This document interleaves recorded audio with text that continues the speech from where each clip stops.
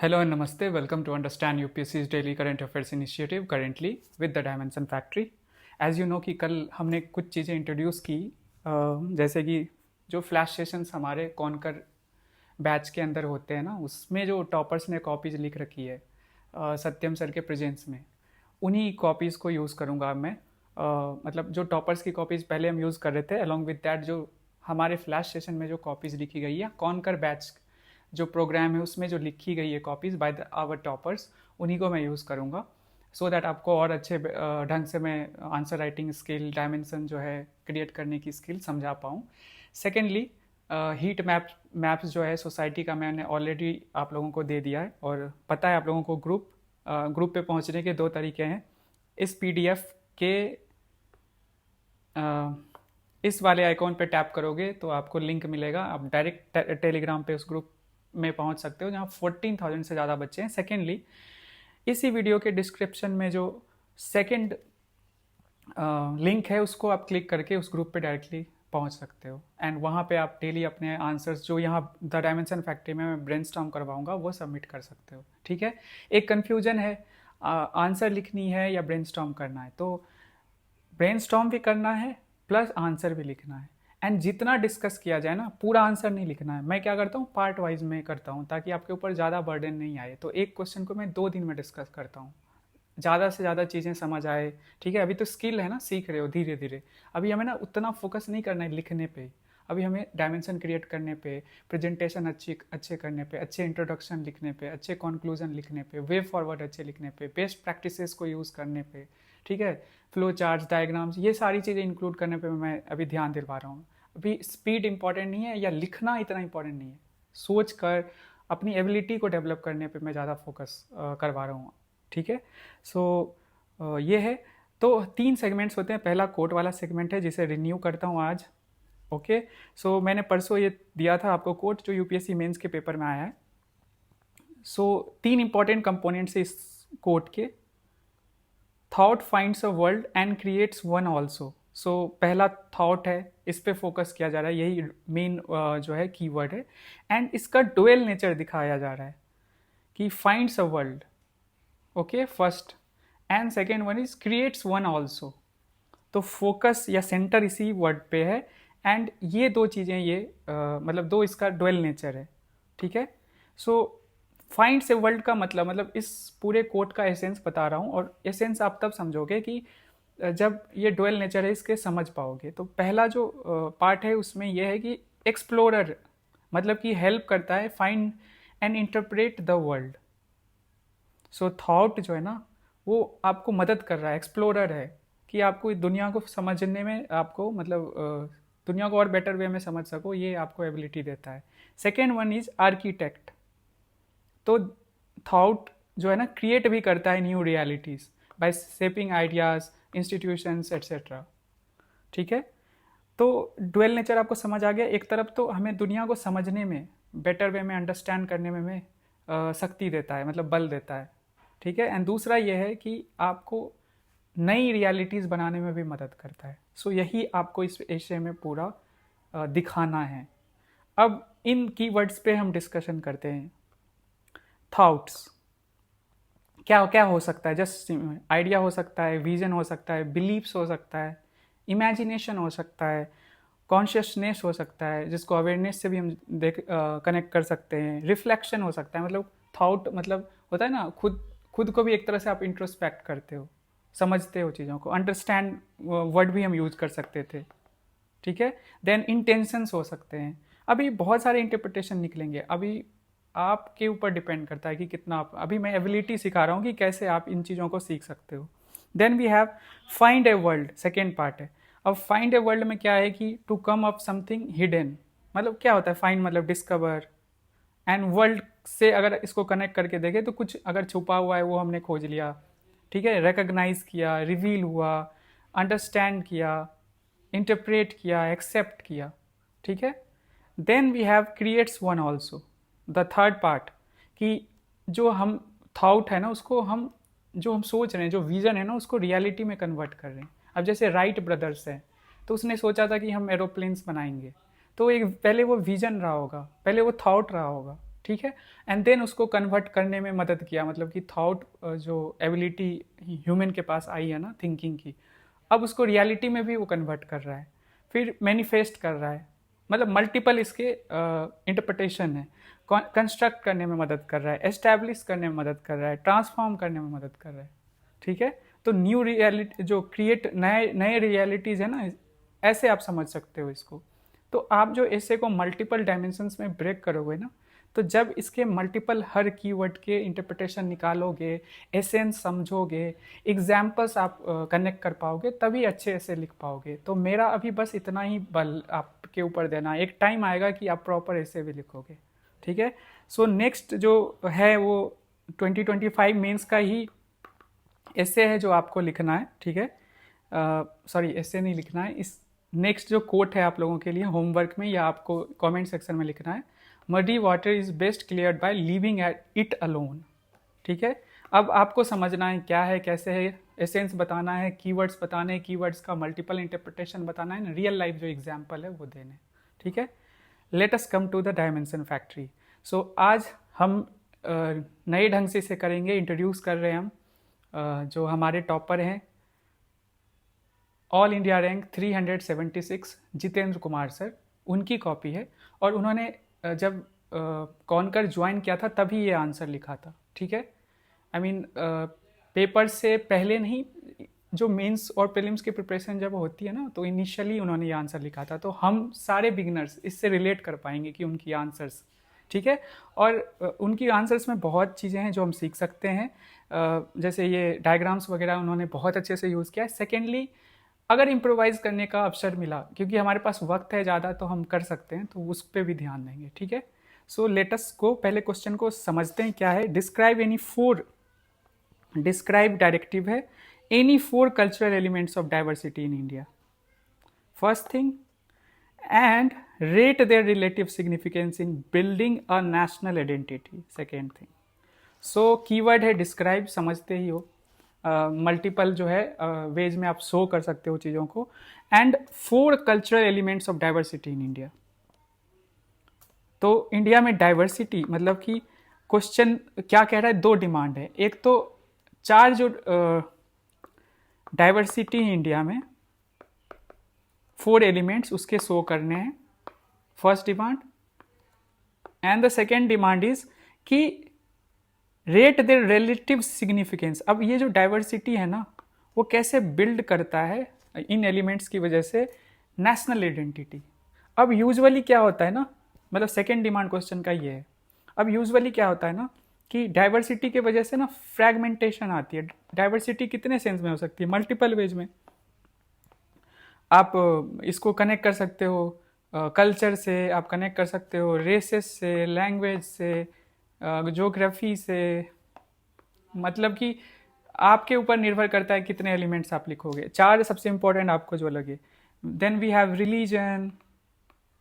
तो डाइवर्सिटी की वजह से क्या होता है ना कि मोस्ट ऑफ द टाइम्स ऐसा देखा गया है कि डिफरेंसेस होते हैं। डाइवर्सिटी का मतलब डिफरेंसेस किस चीज़ में, सो कल्चर में, रिलीजन में, लैंग्वेज में, बट उसकी वजह से क्या होता है, फ्रैगमेंटेशन का डर रहता है। अब इंडिया एज अ कंट्री हम देख रहे हैं यहाँ पे, ओके तो हुआ भी है पास्ट में, बहुत सारे ऐसे आपको एग्जांपल्स मिलेंगे। इवन जो ब्रिटिश इंडिया था, जो हम फ्रीडम हमें नहीं मिली थी, तब भी हमने देखा था कि वन ऑफ द रीजन था रिलीजन, जिसकी बेसिस पे हमारी कंट्री बांटी गई, ठीक है। लेकिन पोस्ट इंडिपेंडेंस ऐसा कोई इंस्टेंस नहीं हुआ है, एंड ये हमारी जो ताकत है, यही हमारी नेशनल आइडेंटिटी है कि डाइवर्सिटी है इतना, ठीक है। डिमांड ऑफ द क्वेश्चन समझ रहे, डाइवर्सिटी है, बट उन डाइवर्सिटी को हम ना वीकनेस की तरह ना देखकर उनको एनरिचमेंट की तरह, जो हमारी नेशनल यूनिटी को बढ़ावा देता है, वैसे देखना चाहिए हमें।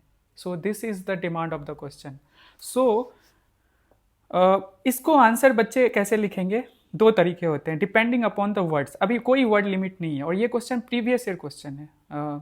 Salient features of Indian society, जो सोसाइटी का इम्पॉर्टेंट जो मतलब कह लो, इससे बहुत सारे क्वेश्चन बनते हैं तो मेंस में, सोसाइटी में, तो इम्पॉर्टेंट जो है वो टॉपिक कह सकते हो, उसमें से ये है डाइवर्सिटी। एक तो कीवर्ड में प्रॉपरली डाइवर्सिटी लिखा हुआ है इंडिया में। तो माय पॉइंट इज, क्वेश्चन करने के दो तरीके हैं। यूजुअली कैसे करेंगे बच्चे, इंट्रो लिखेंगे, बॉडी लिखेंगे, बॉडी में कैसे करेंगे, कंक्लूजन लिखेंगे। मतलब तीन स्टैंडर्ड, सिंपल एक स्टैंडर्ड फॉर्मेट है, intro, body and conclusion. Body में करने पे फर्क पड़ेगा। बॉडी में क्या करेंगे, तो एक तरीका होगा, पहले चार जो की कल्चरल एलिमेंट्स हैं उसको दिखा देंगे, एंड देन सिग्निफिकेंस कलेक्टिवली दिखा देंगे। मतलब चारों को कलेक्टिवली दिखाएंगे जो एलिमेंट्स हैं, एंड देन जो भी सिग्निफिकेंसेस है ना, क्योंकि चीज़ें रिपीट हो जाएंगी, अलग अलग सेपरेट करके लिखेंगे चारों के सिग्निफिकेंस, तो देर इज़ अ चांस दैट कि चीज़ें रिपीट हो जाए। तो बच्चे स्मार्टली क्या करेंगे, सिग्निफिकेंस को एक संग क्लब करके उसको लिख देंगे दूसरे डिमांड ऑफ द क्वेश्चन में जो बॉडी का है। बट दूसरा तरीका ये है कि चारों को सेपरेटली लेना, वन बाय वन लोगे आप। एक पहला लिखा, जस्ट सपोज ज्योग्राफी लिख दिया पहला की एलिमेंट, ठीक है। तो ज्योग्राफी के बारे में आपने थोड़ा सा एक्सप्लेन किया, एंड द सेकेंड डिमांड को इसी पॉइंट के साथ लिख दिया, मतलब इसी कल्चरल एलिमेंट के साथ, कि ज्योग्राफी कैसे यूनाइट करता है इंडिया में। ऑल्दो डाइवर्स है ज्योग्राफी, लेकिन कैसे यूनाइट करता है, ठीक है। और जो हमारी नेशनल आइडेंटिटी है ना, unity in the diversity, unity in diversity, उसको अचीव करने में हेल्प करता है। तो दो तरीके हैं। तो माय सजेशन इज कि तरीका शुड भी ना सेपरेटली ही लिखना चाहिए, ऑल्दो एक ही दो पॉइंट जनरेट हो, इससे ना रिपीटिशन नहीं होगी। दूसरा क्लैरिटी रहेगी कि क्यों ज्योग्राफी की वजह से, क्योंकि पूछ रहा है ना हर एलिमेंट की वजह से। देखो प्रॉपरली लिखा है देयर रिलेटिव सिग्निफिकेंस। तो this will be my suggestion also. Content की कमी यहाँ हो सकती है, बट मेरा सजेशन यही होगा आप लोगों को कि आप लोग जो आंसर लिखोगे हर एलिमेंट का सिग्निफिकेंस बताओगे, जिसकी वजह से जो हमारी डाइवर्सिटी है उसकी वजह से, चाहे ज्योग्राफी हो, कल्चरल हो, जितने भी है आप जो लिखोगे उसकी वजह से हम यूनाइटेड हैं, एंड वो हमारी आइडेंटिटी है। ओके, सो जो हमारे टॉपर है उन्होंने भी वही तरीका इस्तेमाल किया। देखो पहला उन्होंने रेस लिया है, उसको एक्सप्लेन किया, and then he has done this thing, significance जो है इन नेशनल आइडेंटिटी, कैसे रेस की वजह से, रेशियल डाइवर्सिटी की वजह से, ये उन्होंने शो किया, ठीक है। तो आप लोगों को भी यही सजेशन रहेगा कि ऐसे करना, एंड ये सब सुनने से पहले ब्रेनस्टॉर्म कर लेना, ठीक है, तब आंसर प्रॉपर लिखना। 2 या 3 मिनट का ब्रेक लो, सोचो क्या लिखोगे क्वेश्चन पढ़ने के बाद। Now come to the introduction part. Introduction में देखो क्वेश्चन का जो डिमांड होता है ना, वो इंट्रोडक्शन में शो करना होता है कि हम उसी लाइंस पे लिखने वाले हैं। पहला है इंडिया में बहुत ज़्यादा डाइवर्सिटी है, मतलब कि कह सकते हो इमेंस डाइवर्सिटी है इंडिया में, वास्ट डाइवर्सिटी है इंडिया में। फर्स्ट पार्ट ये टच करना है, एंड सेकेंड पार्ट है उसको लिंक कर देना है इस डाइवर्सिटी को, इतने वास्ट डाइवर्सिटी को नेशनल आइडेंटिटी से। इंट्रो जब भी लिखना, जैसे भी लिखना, इन दोनों चीज़ों को टच करना है। ओके, अच्छे कीवर्ड्स जो भी इस्तेमाल करना है, बट इन दोनों चीज़ों को टच करना है। तो एक तरफ हम दिखा देंगे कि इंडिया में मतलब स्पैनिंग, मतलब कि एक्स्ट्रा ऑर्डिनरी डाइवर्सिटी इंडिया में, spanning geography, language, religion, ethnicity, बहुत सारे हैं और भी आप ऐड कर सकते हो। मेकिंग इंडिया जो है one of the most plural society बनाता है इंडिया को, एंड इसकी वजह से ना, ऑल्दो इसकी वजह से डर होता है डाइवर्सिटी की वजह से फ्रैगमेंटेशन हो जाए। जैसे यूरोप है, वहाँ पे क्या है, होमोजेनिटी है। ओके, जो कंट्रीज बनी हुई है ना, एक मतलब कि लैंग्वेज, एक कल्चर, इस तरह से होती है, डाइवर्सिटी नहीं है उतनी। बट इंडिया में ऐसा नहीं है, हर एक स्टेट काइंड ऑफ एक छोटा सा यूरोपियन कंट्री जैसा है, लेकिन तब भी हम यूनाइटेड हैं। ओके, सो इन दोनों चीज़ों को शो करना है कि इंडिया कितना डाइवर्स कंट्री है, एंड कैसे नेशनल आइडेंटिटी में ये लीड करता है, ये आपको टच करना है, ठीक है। और इसमें यूनिटी, जैसे अच्छे कीवर्ड्स यूज़ कर सकते हो, प्लूरलिज्म, जानते हो ना इसका क्या मतलब, कि को एग्जिस्ट करते हैं डिफरेंट जो कल्चर, रिलीजन या लिंग्विस्टिक जो डाइवर्स कह सकते हो कम्युनिटी, वो एक साथ मिलकर रहते हैं, उसी को प्लूरलिज्म कहते हैं, को एग्जिस्ट करना। एंड प्लूरलिज्म के भी दो मॉडल्स हैं। एक तो मतलब कह सकते हो, मतलब ब्रॉडली ऐसे कोई कहीं किसी ने कहा नहीं, बट दो इंपॉर्टेंट मॉडल है, एक है मेल्टिंग पॉट और दूसरा है सैलेड बाउल मॉडल। अब मेल्टिंग पॉट में क्या होता है मैं बता देता हूँ, आप लोगों को पता होगा। सैलेड बॉल में क्या होता है, मेल्टिंग पॉट में क्या होता है, बहुत सारे अलग अलग डाइवर्स कम्युनिटीज एक साथ आते हैं एंड देन एक यूनिफॉर्म उनकी आइडेंटिटी होती है, ठीक है। यूनिफॉर्म आइडेंटिटी कह लो कल्चर के सेंस में, ठीक है। एंड सैलेड बाउल में क्या होता है, सारे एक साथ को एग्जिस्ट कर रहे हैं, यहाँ भी सारे को एग्जिस्ट कर रहे हैं, बट यूनिफॉर्म कल्चर नहीं, सब अपने अपने कल्चर अपनी अपनी आइडेंटिटी मेंटेन कर रहे हैं। दैट इज द मतलब केस इन इंडिया। मतलब हम सैलेड बाउल हैं कि सब अपने अपने डिफरेंट आइडेंटिटी मेंटेन कर रहे हैं, बट यूएसए जो है ना मेल्टिंग पॉट का एग्जाम्पल है, ठीक है। तो प्लूरलिज्म, मेल्टिंग पॉट या सैलेड बाउल या यूनिटी इन डाइवर्सिटी प्रिंसिपल, इन सारे कीवर्ड्स को होगा तो इंट्रोडक्शन में लिख के मुझे दिखाना, मैं समझूंगा कि बच्चे कितने स्मार्ट हैं। अच्छे कीवर्ड्स, क्वालिटी कीवर्ड्स से ना इंप्रेशन अच्छा पड़ता है। तो ये 3 इंपॉर्टेंट कीवर्ड्स मैंने बताए इंट्रोडक्शन में। एक तो बताया कि दिखाना कैसे वास्ट है, एंड सेकेंडली दिखाना है कि कैसे वो नेशनल आइडेंटिटी, कम शब्दों में इंट्रोडक्शन, ऐसे ना हो कि बहुत बड़ा लिख दो। अब हम आते हैं बॉडी में। बॉडी में देखो, मैंने पहले भी बोला अभी भी बोलता हूँ, डिवीज़न 50 तरीके से हो सकते हैं। मतलब जो एलिमेंट्स है बहुत सारे हैं। ज्योग्राफी है, ज्योग्राफी में ही देखो तो हिमालय है, आइलैंड्स हैं, वी हैव प्लेन्स हैं, फॉरेस्ट है, डेजर्ट्स हैं, मतलब ठीक है। एक तो ये हुआ, सेकेंडली क्लाइमेट भी अलग अलग हैं, ऐसे भी शो कर सकते हो ज्योग्राफी में। Okay, then we have the second thing is हम दिखा सकते हैं लिंग्विस्टिक, जो हमारा जो डाइवर्सिटी है, 22 स्केड्यूल लैंग्वेजेस हैं एंड मोर देन 100 डायलेक्ट्स हैं। देन हम ऐसे शो कर सकते हैं कि रिलीजन, ऐसे Buddhism, Jainism and Hinduism, even Sikhism, ये इनकी तो ओरिजिनेशन ही इंडिया में हुई है। एंड ऑल भी अदर रिलीजन्स जो दुनिया में प्रोमिनेंट रिलीजन्स है, वो लोग भी यहाँ एग्जिस्ट करते हैं, रहते हैं एक साथ। Then we have artistic diversity भी हम शो कर सकते हैं। जैसे for example we have music, dance, कितने फॉर्म्स हैं, ठीक है। देन स्कल्पचर्स जो हम बनाते हैं, स्कल्पचर्स, पेंटिंग्स, कितनी डाइवर्सिटी है उसमें भी। देन वी हैव थिएटर, ऐसे भी कर सकते हैं, सब पढ़ते हो ना प्रीलिम्स के लिए। देन वी हैव एथनिसिटी का भी हम दिखा सकते हैं कि बहुत सारे रेसेस को एग्जिस्ट करते हैं, ठीक है। ड्रेविडियन, इन आर्यन, इस तरह से उसमें भी डिवीजन दिखा सकते हैं। देन कास्ट, क्लास लेवल पे भी हम दिखा सकते हैं, रूरल अर्बन डिवीजन भी दिखा सकते हैं। जैसे कि कास्ट में वी हैव चतुर्थ 4 वर्ण वाला दिखा सकते हैं, ठीक है। देन वी कैन शो कि क्लास में दिखा सकते हैं, रिच पुअर साथ में ही रहते हैं। Then we can show rural urban जो डाइवर्सिटी है उसको भी शो कर सकते हैं। देन हम और भी तरीका है, पॉलिटिकल तरीका है, इकोनॉमिक तरीका है, ये सब यूज़ कर सकते हैं। तो देखो 4 एलिमेंट से सीधा उठाओ जो सबसे इम्पॉर्टेंट आपको लगता है एंड जिसकी वजह से सबसे ज़्यादा डिफरेंसेस आने के डर रहते हैं। जैसे for example ethnicity, religion, language की वजह से तो हमेशा न्यूज़ में ही रहता है।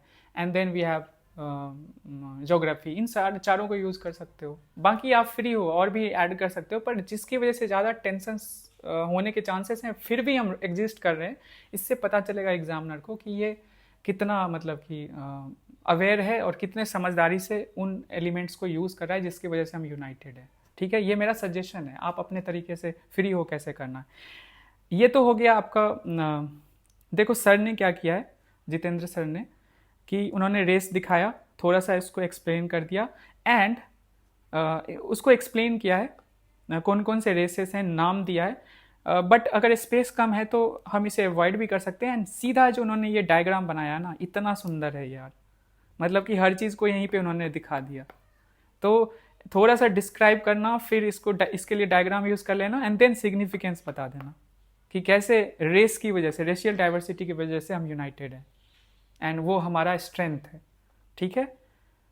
यूनाइटेड है, वो हमारा national identity, unity in diversity को मतलब कि एम्पावर करता है या एनरिच करता है। देन इन्होंने 4 एलिमेंट्स लिए हैं। लैंग्वेज, इसके लिए भी इन्होंने डायग्राम यूज़ किया, देखो कितना सुंदर है, थोड़ा सा डिस्क्राइब किया एंड देन डायग्राम यूज़ किया है। Then we have the third thing is religion को उन्होंने लिया एंड यहाँ पे दिखाया। थोड़ा यहाँ पे डायग्राम बनाना मुश्किल है क्योंकि हम लोग एसिमिलेटेड हर जगह है ना, स्कैटर्ड हैं इस तरीके से, तो ये थोड़ा डायग्राम दिखाना मुश्किल है, बट सर ने अपने तरफ से ट्राई किया है तो इसको हम कंसिडर कर सकते हैं। एंड देन क्विजीन, इसको भी सर ने यूज़ किया है। मैंने इस पॉइंट को नहीं लिया, बट सर ने कल्चर से एक उठाया, नॉर्थ साउथ का खाना, फिर बंगाली खाना है, कश्मीरी खाना है, ऐसे ऐसे डिफ्रेंशिएट कर दिया। ठीक है, तो मेरा आप लोगों से कहना है, अब इसको ज़्यादा डिस्कस करने की ज़रूरत नहीं है, स्ट्रेट फॉरवर्ड है। सिग्निफिकेंस या पूरा आंसर जो है ना, मैं सेकेंड पार्ट जो इस क्वेश्चन का आएगा उसमें डिस्कस करूँगा। आपको अभी क्या करना है, जो आप ब्रेनस्टॉर्म करोगे तो पूरा क्वेश्चन ही ब्रेनस्टॉर्म कर दो, पूरा आंसर लिखना है तो पूरा ही लिख दो। ठीक है, ओके, 2 बार आपको नहीं लिखना पड़ेगा, उस दिन आपको मैं फ्री छोड़ दूंगा, उस दिन बस सीखने का मौका दूंगा। चलते हैं हम नेक्स्ट पार्ट पे, जो सबसे, आई होप ये बहुत हेल्पफुल रहा हो, एंड प्लीज़ पार्टिसिपेट करो, उस ग्रुप पे अपने आंसर्स डालो। धीरे धीरे बहुत कुछ चेंज होगा एंड सीखोगे बहुत सारी चीज़ें। मैं अपनी तरफ से पूरी कोशिश कर रहा हूँ, एंड आई होप कि आप लोगों को बेटर, अच्छा एक्सपीरियंस यहाँ मिल रहा है इस करेंट अफेयर्स इनिशिएटिव में। क्वालिटी कंटेंट, ठीक है, और इतना इसमें वैरायटी है कि कोड के लिए भी मैं प्रिपेयर कर रहा हूँ, देन आंसर राइटिंग स्किल भी सिखा रहा हूँ, वो भी धीरे धीरे। मैंने बोला है ना कि थोड़ा लिखना है, लेकिन ज़रूर लिखना है, धीरे ही सही बट सीखेंगे ज़रूर।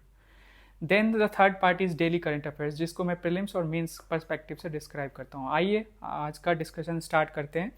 पहला है GDP growth quickens to 5 quarter high of 7.8%। So India का जो जीडीपी ग्रोथ है वो 7 जो फर्स्ट क्वार्टर है इस फाइनेंशियल ईयर का। देखो, जीडीपी का जो कैलकुलेशन होता है ना, 2 तरीके से होता है। एक क्वार्टर वाइज हम करते हैं, मतलब 3 मंथ्स को एक कलेक्ट करके उसमें जो ग्रोथ हुआ है उसको काउंट करते हैं, एंड देन ईयरली, एनुअली हम करते हैं। तो अभी फर्स्ट 3 मंथ्स में ऐसा जो एस्टिमेट आया उससे पता चला है कि 7.8% ग्रोथ हुआ। एंड आरबीआई ने जो एस्टिमेट जारी की थी उसमें बताया, या प्रिडिक्शन की थी आरबीआई ने 6 अगस्त को, बोला था 6.5% रहेगी। सो थोड़ा सा सबको लग रहा है कि मतलब कि अच्छी बात है एकदम, से इतना परसेंट बढ़ना is a very good sign for Indian economy. लेकिन उसके साथ साथ इशूज़ भी हैं, जो टैरिफ्स एंड ऑल है, तो सारी चीज़ों को हम समझेंगे, एंड प्रीलिम्स पर्सपेक्टिव से ही इस आर्टिकल को समझेंगे। कुछ कीवर्ड्स इसमें हैं जिसे मैं एक्सप्लेन करूंगा, जीडीपी क्या होती है, बेसिक चीज़ें। देन वी विल सी कि एप्रिसिएशन क्या होता है, डेप्रिसिएशन क्या होता है, ये सब देखेंगे, और पूरा एक समरी भी मैं बताऊंगा। ओके, एंड कुछ क्वेश्चंस भी पूछूंगा। The Hindu page number 1, ice age era dragonfly rediscovered. Simple है, ड्रैगन फ्लाई जिसको कि हम लोग, बहुत सारे लोग ऐसे होंगे कि उसको बटरफ्लाई भी समझते हैं, बट दोनों डिस्टिंक्ट इंसेक्ट स्पेसीज हैं। तो ड्रैगन फ्लाई के 2 प्रोमिनेंट जो स्पेसीज इंडिया में आपको दिखते हैं, तो उसमें एक नया जो है, मतलब पहले भी वो एग्जिस्ट करता था, लेकिन ऐसा उसका रिजेम्बलेंस दूसरे स्पेसीज से सिमिलर था, एक जैसा ही दिखता था। तो लोगों को लगा कि वो जो जिस स्पेसीज की मैं बात कर रहा हूँ, नाम बताऊंगा एग्जैक्टली, इरिथेरिया, ठीक है, तो वो एग्जिस्ट नहीं करता है, बट अभी वो रीडिस्कवर हुआ है वेस्टर्न घाट में। ओके, इसको देखेंगे, इसके हैबिटेट को देखेंगे, एंड प्रीलिम्स में आप लोगों को पता है, ये प्रीलिम्स के लिए ही है, प्रीलिम्स में आप लोगों को पता है कि जो ऐसे स्पेसीज जो न्यूज़ में होते हैं, जो डिस्कवर्ड होते हैं नए या रीडिस्कवर्ड होते हैं, उससे डायरेक्टली एक क्वेश्चन आपको दिखता है। एंड ऑल्सो मिसनोमर, स्पेसीज का नाम कुछ और रहेगा, और वो नाम के अलॉन्ग उसका मतलब कि फंक्शन या कैरेक्टरिस्टिक्स नहीं होता है, तो मिसनोमर की वजह से भी यूपीएससी पूछता आ रहा है। ठीक है, देन वी हैव डरूमा डॉल, जो मोदी जी को दिया गया है, और ये मोदी जी जो जापान गए हैं वहीं पे उन्हें प्रेजेंट किया गया है। इसको देखेंगे, इसकी हिस्ट्री देखेंगे, कहाँ से इसकी ओरिजिनेशन हुई, और इसका इंडिया के साथ कनेक्शन देखेंगे, जिसमें Jain Buddhism one of the कह सकते हैं ऑफशूट है महायान बुद्धिज्म का, वो कब स्टार्ट हुआ था, कहाँ से स्टार्ट हुआ था, यही सब देखेंगे। ये कल्चर का है और ये भी प्रीलिम्स का ही है। इंडियन एक्सप्रेस से लिया, पेज नंबर 15। एंड ऐसे प्रीलिम्स में क्वेश्चन आते हैं जो मोदी जी से रिलेटेड ऐसे चीज़ें हैं ना, जैसे घूची आया था, इफ़ यू रिमेंबर 2020 सेकेंड या थर्ड में आया था question, Gucchi mushroom. And then we have more questions has been asked, तो मोदी जी से जुड़ा हुआ है, तो यूपीएससी पूछ सकता है क्वेश्चन, तो हमें यही समझना है, इसके बेसिक्स को समझना है। Then we have 2 editorial articles जो द हिंदू में छपे हैं। पहला है in an unstable world energy sovereignty. So इस आर्टिकल में हमें समझना है कि ग्लोबल शॉक्स जो आता है उसकी वजह से हमारी एनर्जी सिक्योरिटी पे जो खतरा रहता है। एंड हम कितना इंपोर्ट करते हैं, 85% जो है इंपोर्ट कर रहे हैं oil, crude oil. And second thing, India जो है फोकस करता है ट्रांजिशन पे, फोकस कर रहा है। रैदर ट्रांजिशन को सॉवरेनिटी से कनेक्ट करने की ज़रूरत है। मतलब कि क्लाइमेट चेंज की वजह से जो हम अपने एनर्जी सोर्सेस यूज़ कर रहे हैं ना, तो हम ज़्यादा फोकस ट्रांजिशन पे कर रहे हैं। रैदर इसको एज अ सॉवरेनिटी की तरह देखना, मतलब एनर्जी सॉवरेनिटी या हमारी सॉवरेनिटी एज अ कंट्री देखना है। तो ये हम देखेंगे। एंड इसमें बहुत सारे इंपॉर्टेंट फैक्ट्स हैं जो prelims as well as mains के लिए इंपॉर्टेंट है। एंड ऑथर जो हैं उन्होंने सॉल्यूशंस भी बताए हैं कि कैसे हम इस चीज़ को अचीव कर सकते हैं, सॉवरेनिटी, ठीक है, energy sovereignty. Then we have fifth article, detoxifying India's entrance exam system. तो आपको पता है कि इंडिया जो इंट्रेंस एग्ज़ाम है कितना टफ, मतलब कि बच्चों के लिए कितना मुश्किल होता है। एंड उसमें कैसे हम रिफॉर्म्स कर सकते हैं और बच्चों के लिए ना ईजियर बना सकते हैं चीज़ें। उसके लिए उन्होंने 2 प्रैक्टिसेस बताएं। ऑल्सो कोचिंग इंस्टीट्यूट्स का जो रोल रहता है, बहुत ज़्यादा अमाउंट चार्ज करते हैं। एंड उसकी वजह से बच्चों के ऊपर जो अर्बन रूरल गैप है वो फुलफिल नहीं हो पाता है। तो इस एस्पेक्ट को भी हम देखेंगे। तो उन्होंने 2 सॉल्यूशंस, 2 वर्ल्ड के बेस्ट प्रैक्टिसेस बताएं जिसको हम यूज़ करके अपने एग्जाम सिस्टम को और बेटर बना सकते हैं, ठीक है। तो द हिंदू पेज नंबर 6, इसको आप एजुकेशन से देख सकते हो और ये प्रॉपरली मेंस के लिए ही आर्टिकल है। So let us start. पहला आर्टिकल है GDP growth quickens to 5 quarter high. तो लास्ट 5 क्वार्टर्स, मतलब कि ये है 5 क्वार्टर्स देखो तो मार्च 2024 में सबसे ज़्यादा था। First, second, third, fourth and fifth quarter में सबसे ज़्यादा जो है जीडीपी जो ग्रोथ हुआ है इंडिया में, ठीक है। अब जीडीपी क्या होता है ये भी देखेंगे। तो क्या है GDP? Gross domestic product is the total monetary value of all goods and services produced with in a countries border during a specific time. Simple है, मॉनेटरी टर्म्स में जितना गुड्स एंड सर्विसेज एक कंट्री, एक मतलब boundary जो है fixed boundary के अंदर हुआ है, प्रोड्यूस हुआ है, उसका जो मॉनेटरी टर्म्स है, उस मॉनेटरी टर्म्स में उसे हम जीडीपी कहते हैं, ठीक है। और इससे पता चलता है कि ओवरऑल इकोनॉमिक हेल्थ क्या है उस कंट्री की, ग्रोथ कितनी हो रही है इकोनॉमिक टर्म्स में।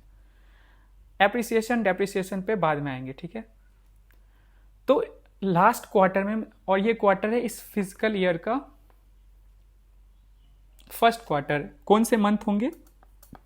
अप्रैल, मई एंड जून। इसमें इंडिया का जो जीडीपी ग्रोथ है ना वो 7.8% ग्रो किया, ओके। एंड आरबीआई ने जो प्रोजेक्ट किया था, आरबीआई ने 6.5% प्रोजेक्ट किया था। तो जितना प्रिडिक्ट किया गया था उससे ज़्यादा हमने परफॉर्म किया है एज अ इकोनॉमी। तो ये बहुत अच्छी बात है, ठीक है। अब जहाँ तक इसको कनेक्ट किया जा रहा है, यूएसए ने जो टैरिफ्स लगाए हैं या अनसर्टेनिटी है, मतलब वर्ल्ड इकोनॉमिक सिस्टम में देख लो तो, या वर्ल्ड ट्रेड से इसको कनेक्ट करो तो वो तो अगस्त से स्टार्ट हुआ है ना, 1 अगस्त से हमारे ऊपर टैरिफ लगी है। तो अगस्त तो इसमें इंक्लूडेड है ही नहीं, जुलाई के बाद आएगा अगस्त। तो इस सेकेंड क्वार्टर में and also in the third quarter, अब टैरिफ्स कब तक रहता है, मतलब अगस्त के बाद तक भी रखता है ट्रम्प, तो देखते हैं क्या है। पर इम्पैक्ट जो है ना अगस्त में पड़ेगा, जून तक तो कोई असर नहीं है। तो उसमें हमने अच्छे से ग्रो किया है, ठीक है। और आपको ये क्वेश्चन है आप लोगों के लिए, बताना कि ये जो जीडीपी का फिगर दिया है किस मिनिस्ट्री ने दिया है। ये तो दिख ही रहा है यहीं से देख के बता दोगे। मैंने सोचा था क्वेश्चन स्मार्टली पूछूंगा और मैं खुद हाईलाइट कर रहा हूँ ठीक है, चलो देख लिया है। Ministry of statistics programme and programme implementation, ठीक है। So let us move. हाँ, अभी एक क्वेश्चन और है इसमें, ये बताओ कि कौन सी बॉडी है जो ये मतलब कि ये डेटा दिया है, मतलब ये जो ग्रोथ रेट काउंट करते हैं ना, ठीक है, वो कौन सी बॉडी ने दिया है अंडर दिस मिनिस्ट्री, ठीक है। अब हम आते हैं, एक और पार्ट है छोटा सा, rupee crashes to an all time low cost, मतलब $1 के मुकाबले इतना रुपी का वैल्यू हो गया, 88 रुपीज़ 0.9 पैसे। अब हमें समझना है एप्रिसिएशन क्या होता है, देन डेप्रिसिएशन क्या होता है। ये सब प्रीलिम्स के लिए इंपॉर्टेंट है और मैं इन चीज़ों को एक्सप्लेन करूँगा सो दैट आपकी प्रीलिम्स की प्रिपरेशन साथ साथ होती जाए। एक तो आप अगर नए हो तो आपको समझ आएगा इन कीवर्ड्स के बारे में, बहुत जो सिंपल लैंग्वेज है उसी से मैं समझाता हूँ। एंड सेकेंड थिंग, जिन्होंने पढ़ रखा है उनका भी रिवीजन होगा। तो एप्रिसिएशन का सिंपल मतलब है कि फॉरेन करेंसी, कोई भी एक फॉरेन करेंसी के टर्म में हमारी करेंसी की कितनी वैल्यू है, ठीक है। तो जब हमारी करेंसी की वैल्यू ज़्यादा हो, मतलब कि जस्ट सपोज यूएस डॉलर से हम लेते हैं कि हमारी जो मतलब कि रुपीज़ में हमारी करेंसी आती है, तो यूएस डॉलर, हमें एक यूएस डॉलर चाहिए तो हमें 80 रुपीज़ देना पड़ता है, ठीक है। एंड मार्केट मतलब जो भी मार्केट जिस तरह से आगे बढ़ रहा है, अब क्या है कि आपको 78 रुपीज़ ही देना पड़ रहा है टू गेट $1। तो इसका मतलब क्या हुआ, एप्रिसिएट हुआ, ठीक है। फॉरेन करेंसी कम, फॉरेन करेंसी जितना हम पहले दे रहे थे अब कम दे रहे हैं, तो हमारी करेंसी एप्रिसिएट हुई। और डेप्रिसिएशन का मतलब है कि अब हम 88 रुपीज़ दे रहे हैं $1 के लिए, तो अब हमें ज़्यादा देना पड़ रहा है, तो हमारी करेंसी की वैल्यू कम हो गई, ठीक है। और एप्रिसिएशन और डेप्रिसिएशन का क्या इम्पैक्ट पड़ता है एक्सपोर्ट और इंपोर्ट पे, ये क्वेश्चन है आप लोगों के लिए, आपको बताना है, ठीक है। देन वी हैव यही समरी है, एंड समरी में एक चीज़ इंपॉर्टेंट है कि किन सेक्टर्स की वजह से आपको ये 7.8 जो है ग्रोथ दिखा इस क्वार्टर में।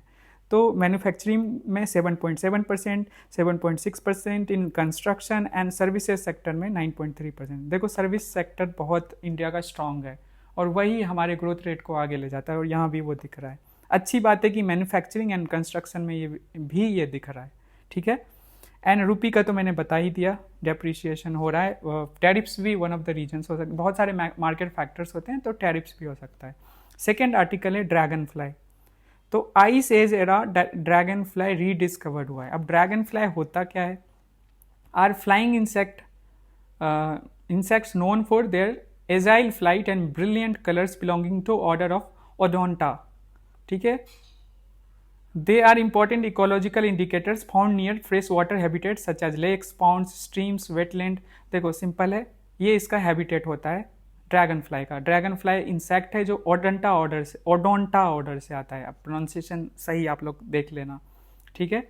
और फ्रेश वाटर हैबिटेट जो होते हैं ना, मतलब कि लेक्स, पॉन्ड्स, स्ट्रीम्स, उसके आसपास आपको ज़्यादा दिखेगा। अब ये इंपॉर्टेंट नहीं है, इंपॉर्टेंट ये है कि इंडिया में इसके दो स्पेसीज पाए जाते रहे हैं हिस्टोरिकली। उसमें एक है क्रोथेमिस एरिथेरिया, साइंटिफिक नेम है, एंड दूसरा है क्रोथेमिस सर्विलिया। तो क्रोथेमिस सर्विलिया जो है ना, वो ज़्यादा प्रिवलेंट है, और ये अक्रॉस द इंडिया आपको दिखेगा। जो लो लैंड है वहाँ दिखेगा। मैंने डिफ्रेंशिएट किया, इनका हैबिटेट भी बताया है। तो क्रोथेमिस सर्विलिया जो है common in lowland area, warm plains and wetlands.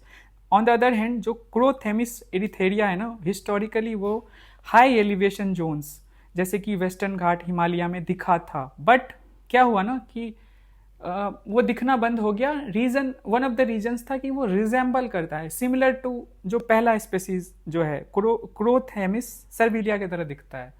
तो जो हमारे मतलब कि ओडेंटोलॉजिस्ट हैं ना, उनको लगा कि ये मतलब एग्जिस्ट अब नहीं करता इंडिया में। मैं रिपीट करूँगा, क्रोथेमिस इरिथेरिया जो है ना, वो हाई जो एल्टीट्यूड होता है, कोल्ड वेदर उनको चाहिए, ठीक है। तो वेस्टर्न घाट के हाई एलिवेशन या हिमालयाज में या यूरोप में ये दिखता आ रहा है। और इसकी हिस्ट्री जो है ना, स्टोन एज से, सॉरी आइस एज से, ओके, उसी समय इंडिया आया था ये। तो एबंडेंस की बात है, मैंने डिफ्रेंशिएट किया है 3 बेसिस पे, हैबिटेट एंड डिस्ट्रीब्यूशन, दूसरा एबंडेंस इन दोनों स्पेसीज का। तो सर्विलिया जो है wide spread and frequently recorded, well known to naturalist. इरिथेरिया नहीं दिखता है, scarce and less observed, identified only through detailed surveys. Then we have historical evolutionary link के हिसाब से देखें तो सर्विलिया रिप्रेजेंट करता है modern lowland species and adapted to tropical climate. Then इरिथेरिया जो है वो रेलिक है of ice age formation tied to temperate habitats across Europe, Asia and Indian mountains. Indian mountains में क्या हो गया, हिमालय एंड वेस्टर्न घाट। तो अभी दिखा कहाँ है, वेस्टर्न घाट में, ओके। सो पूरा समझ आ गया होगा। क्रोथेमिस इरिथेरिया नाम है इस स्पेसीज का, ड्रैगन फ्लाई का। दूसरा है क्रोथेमिस सर्विलिया, और सर्विलिया यहाँ पे दिख जाता है हर जगह, बट इरिथेरिया नहीं दिखता है हमें। इरिथ्रेया, सॉरी इसका प्रोनाउंसिएशन मैं इरिथेरिया कंट्री से कनेक्ट कर दिया, इरिथ्रेया है, ठीक है। उससे मैटर नहीं करता यार, मैटर ये करता है कि कहाँ मिलता है क्या, यूपीएससी आपसे प्रोनाउंसिएशन नहीं पूछेगा। Then the third article again prelims specific है, कल्चर से इसको कनेक्ट कर सकते हैं। तो डारूमा डॉल है, मोदी जी को दिया गया जापान में। सो एक ट्रेडिशनल जापानीज सिंबल डारूमा डॉल जो है ना, सिंबल ऑफ प्रेजेंस है, मतलब एक डॉल है जिसको देखा जाता है प्रिजर्वेंस से, गुड फॉर्च्यून से, मतलब लक से देखा जाता है, एंड कल्चरल रिस्पेक्ट से देखा जाता है। एंड इसमें इंडो जापान टाइज भी आपको दिखेगा। कैसे? तो ये इसका ओरिजिन जो ना जैन बुद्धिज्म से है। जैन बुद्धिज्म क्या है? महायान बुद्धिज्म, एम्फेसाइजिंग कहाँ पे फोकस करता है? मेडिटेशन पे, डिसिप्लिन पे एंड पर्सनल इंसाइट पे। ठीक है। और इसका ओरिजिनेशन या फाउंडर कह सकते हो वो बौद्धि धर्मा, इंडिया के ही एक स्पिरिचुअल गुरु थे या मॉन्क कह सकते हो उनको, और कांचीपुरम तमिलनाडु से थे। और 5th सेंचुरी एडी में वो अपने टीचिंग्स को, इस रिलीजन के टीचिंग्स को चाइना ले गए, एंड देन ये सब्सिक्वेंटली जापान भी चला गया। ओके।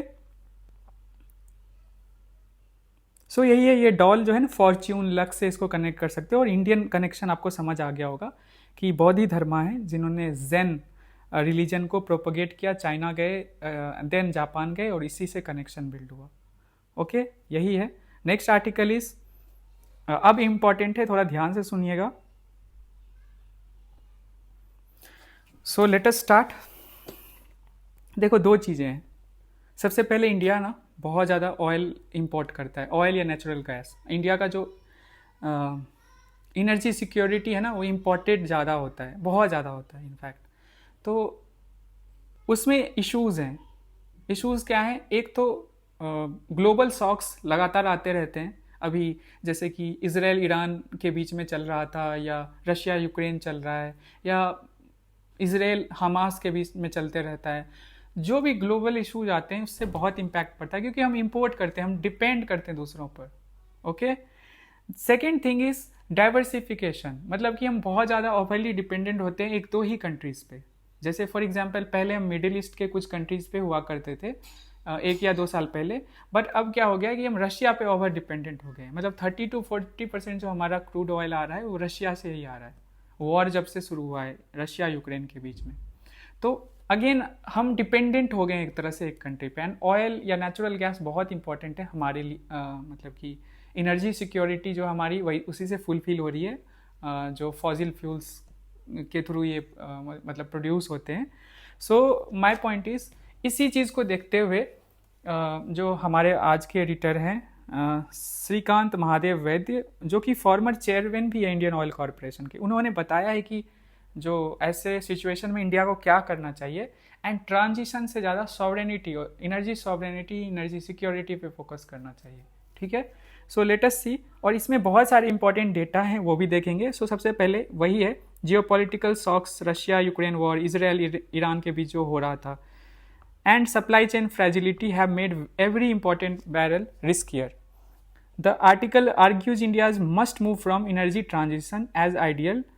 एनर्जी ट्रांजिशन क्या है? क्लाइमेट चेंज की वजह से हम क्या ना रेन्यूएबल सोर्सेज की तरफ मूव करेंगे, उधर हम फोकस कर रहे हैं। बट हमारे जो थिंकर, ऑथर, एडिटर जो भी हैं, to energy sovereignty as a strategy हमारी होनी चाहिए। ठीक है। और डाइवर्सिफाई करना चाहिए फ्यूल्स को, सप्लायर्स को भी। एक तो फ्यूल्स हैं, दूसरा जिनसे हम ले रहे हैं उन पे, and technological while building domestic capacity. So infrastructure, technology भी इंपॉर्टेंट है इन तीनों एस्पेक्ट पे। और इस आर्टिकल में बहुत ज़्यादा इंपॉर्टेंट डेटा है, देख लेते हैं इसको और फिर हम समराइज करेंगे इस पूरे आर्टिकल को अच्छे से। सो लेट अस स्टार्ट। जो इंपॉर्टेंट डेटा है, इंडिया इंपोर्ट करता है 85% of crude oil and 50% of natural gas. देखो बहुत बड़ा मात्रा है, मतलब समझ रहे हो? इसको लिख लेना, या मतलब जो A4 शीट में नोट्स बनाना सिखाया ना 16 अगस्त को, जो मैंने पूरा बताया था, तो उसी के हिसाब से इसको लिख लीजिएगा। और प्रीलिम्स के लिए भी इम्पोर्टेंट है, मेंस के लिए तो है ही।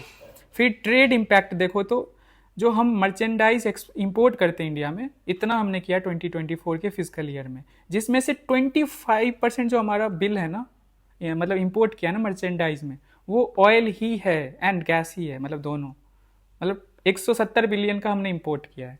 देन सप्लायरशिप की बात करें, जो पहले हम मिडिल ईस्ट पे डिपेंडेंट, जो मैंने पॉइंट्स रखे हैं, since 2022 Russia became India's largest crude oil supplier, about 35 to 40% imports, ठीक है। एंड प्री वॉर मतलब रशिया यूक्रेन वॉर से पहले 2% करते थे, मिडिल ईस्ट पे हम डिपेंडेंट थे, बट अब ऐसा हो गया है। एंड ग्लोबल एनर्जी रियलिटी की जहाँ तक बात की जाए, बहुत बोला जाता है ना कि रिन्यूएबल सोर्सेस की तरफ हम मूव कर रहे हैं, दुनिया बदल रही है, बट रियलिटी ये है कि फॉसिल फ्यूल्स अभी भी 80% जो है ग्लोबल प्राइमरी एनर्जी यहीं से सप्लाई होती है, यहीं से फुलफिल होती है। एंड ट्रांसपोर्ट सेक्टर जो है ना 90% से ज़्यादा इसी पे रन होती है, हाइड्रोकार्बन्स पे, ठीक है। तो रियलिटी से भी हमें उसका ज्ञान होना चाहिए। ऑल्सो सॉयल या बायोगैस जो सतत स्कीम है, इसको हम आगे देखेंगे।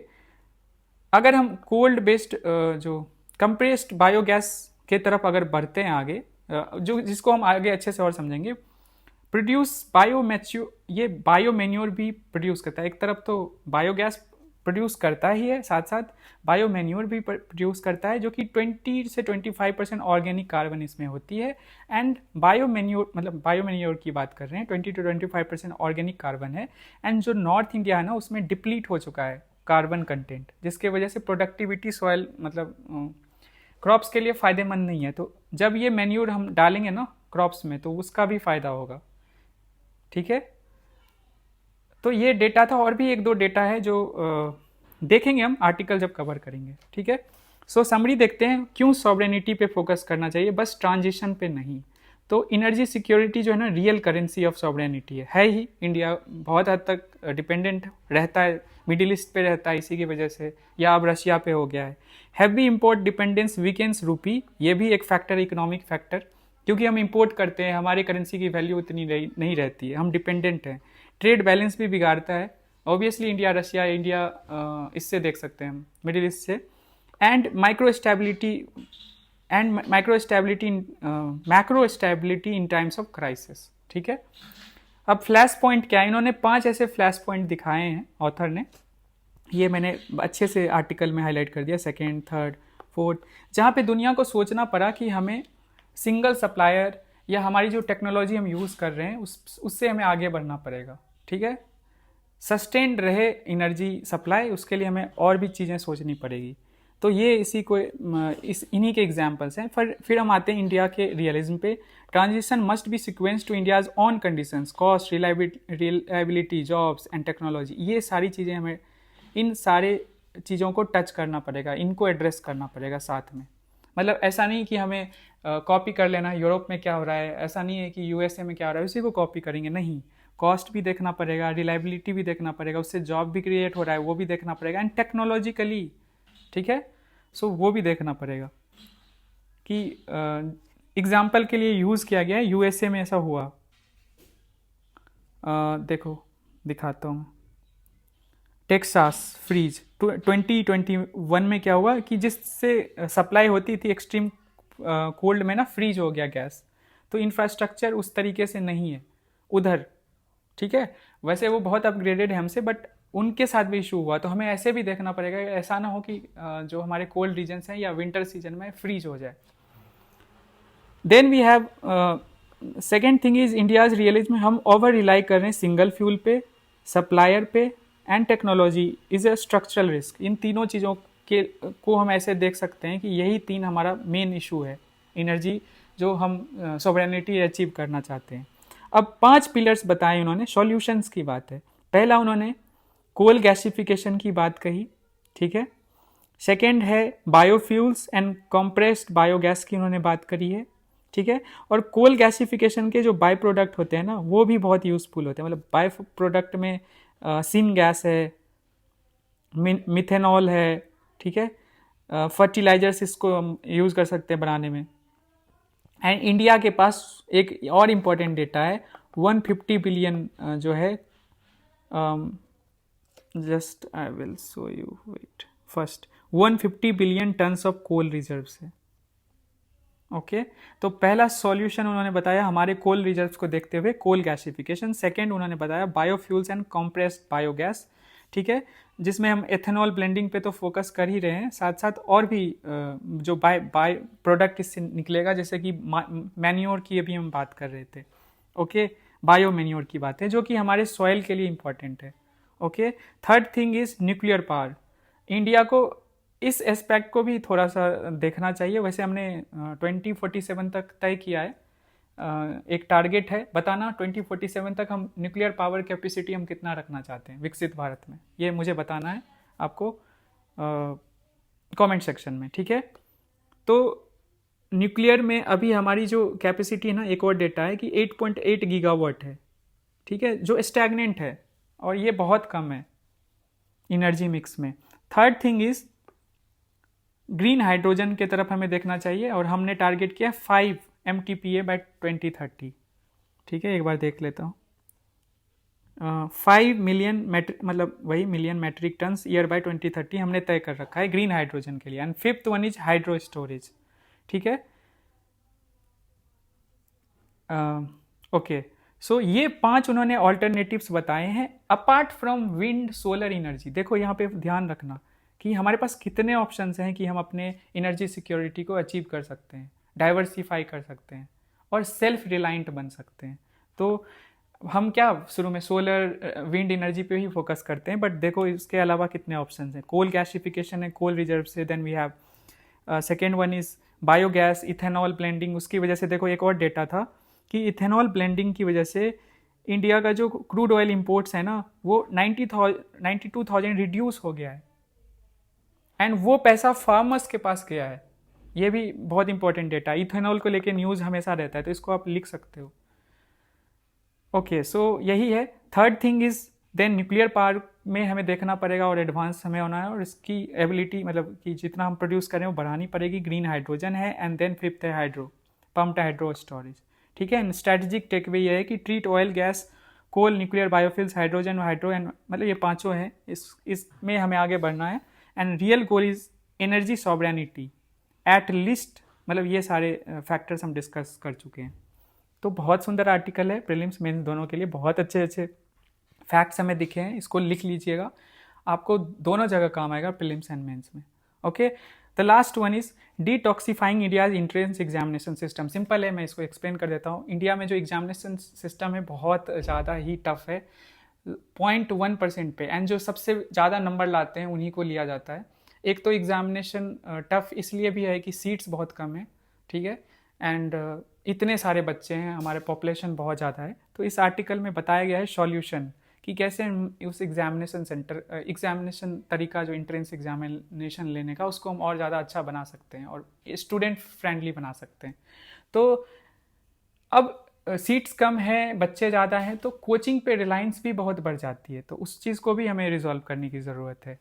तो उसके लिए भी सॉल्यूशन बताया तो सब। एंड वो कोचिंग जो है ना, ऐसा नहीं कि ईजी, देखो जैसे हमारी कोचिंग अंडरस्टैंड यूपीएससी, हमारी कोर्सेस हम जितना हो सकता है अफोर्डेबल बनाते हैं। मतलब ये इंपॉर्टेंट एग्जाम्पल नहीं था, बट मैं तब भी बोलूँगा। But if you will see coaching institutes, UPSC की बात करो तो कितने लाख्स चार्ज करते हैं। Getting my point. सो आपको ये समझना पड़ेगा कि अगर एग्जामिनेशन एंट्रेंस एग्जामिनेशन सिस्टम ना रूरल अर्बन गैप क्रिएट करता है। हम अब ऑनलाइन आप लोगों को बहुत चीज़ प्रोवाइड कराते हैं, ऑल्दो इस आर्टिकल में इन चीज़ों को बोलने की ज़रूरत नहीं, बट एफोर्डेबल हम बनाते हैं, कोशिश करते हैं, ठीक है।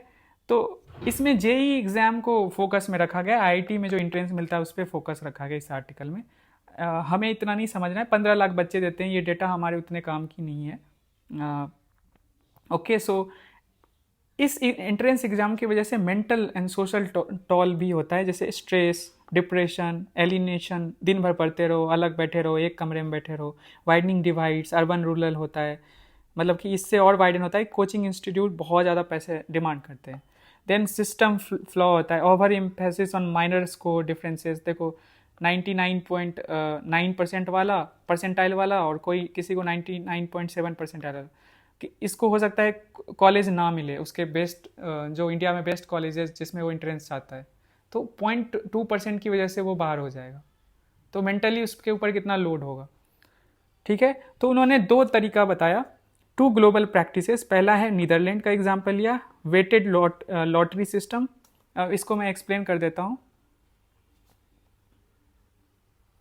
Okay, and the second one is China में डबल रिडक्शन पॉलिसी है।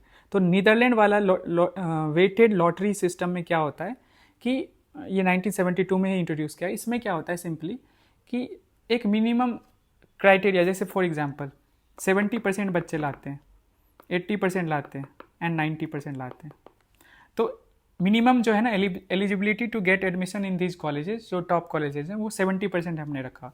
तो जिन बच्चों ने 90% लाया उनके लिए 3 लॉटरी टिकट निकाले गए, 80% वाले के लिए 2 लॉटरी टिकट निकाले गए टू गेट एडमिशन, एंड 70% वालों के लिए 1 लॉटरी टिकट।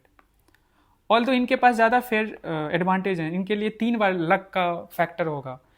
80% वाले के पास 2 बार उनको मौका मिलेगा एंड 70% वाले को 1 बार मौका मिलेगा। बट 70-80% वाला तो बाहर नहीं हुआ ना, there is a probability that they will also get a chance to study in this institute. अभी क्या है कि 90% के 95-99 इस रेंज में ही बच्चों का एडमिशन हो रहा है, तो उससे नीचे वाले का तो कोई है ही नहीं। सेकेंडली, हॉलिस्टिक लाइफ जीने के लिए कितना 70-80% अच्छे मार्क्स हैं। आपको बस पढ़ना थोड़ी है, पूरी जीवन में सब कुछ सीखना है ना, मतलब मोस्ट ऑफ द थिंग्स आपको लाइफ में सीखना है, तो वो एस्पेक्ट हम टच ही नहीं करें जिस तरह से हमारा एंट्रेंस एग्जाम सिस्टम है। सेकेंडली, कोचिंग इंडस्ट्री को रेगुलेट करने और रूरल अर्बन यहाँ पे जो गैप है, या जो रूरल ये रीच पुअर वाला गैप है, उसको एड्रेस करने के लिए चाइना का डबल रिडक्शन पॉलिसी हम इस्तेमाल कर सकते हैं अपनी कंट्री में, कि उसमें बैन कर दिया for profit tutoring in school subjects and nationalised coaching का प्रोविजन रखा है, aimed at reducing inequalities, financial burden and excessive stress on students. ठीक है, तो ये 2 तरीके हैं जिससे कि unchecked growth of coaching centres and protected student wellbeing, ये इसको एड्रेस किया चाइना ने इस तरीके से। तो इन दोनों मॉडल्स को हम यूज़ कर सकते हैं एंड रिफॉर्म कर सकते हैं एंट्रेंस एग्जाम जिस तरह से कंडक्ट होता है। ओके, ये आपका आज का MCQ है जो आपको सॉल्व करके कमेंट सेक्शन में डालना है एंड उसका ये आंसर है। ओके, सो बहुत अच्छा लगा मुझे आज का जो हमारा लेक्चर है, आई होप आप लोगों को बहुत मदद करेगा। आंसर्स आप लिखिए, ग्रुप पर जाइए, कमेंट कीजिए, मतलब अपने आंसर्स अपलोड कीजिए 7 to 9 PM।